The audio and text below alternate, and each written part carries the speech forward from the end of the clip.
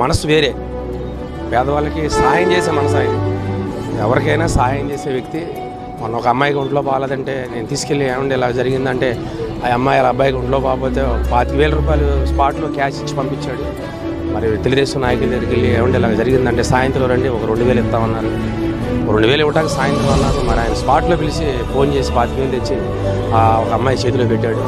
చాలా సంతోషించారు. హాస్పిటల్ తీసుకెళ్ళారు.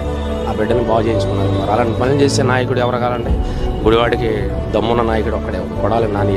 నానికి మించిన వ్యక్తి గుడివాళ్ళు ఎవరు లేరు. పరిపాలన రావాలని కోరుకుంటున్నారు పైన ప్రజలు. ఇంకా బాగుంటుందండి. మనకి గుడివాడలో నానే గెలుస్తాడు, జగన్ ముఖ్యమంత్రి అవుతాడు, ఇక్కడ నాని గారు హోమ్ మినిస్టర్ అవుతాడు. మినిస్టర్ గ్యారంటీ పక్కాగా. 3 సార్లు గెలిపించారు. ఏం గెలిపించారు? ఆయన మంచి మనసును చూసి నాని గారిని గెలిపించారు. అంతేగాని అంగులు చూసి ఆర్భాటాన్ని చూసాను కాదు. నాని గారు అంటే గుడివాడకి ఒక గుండె.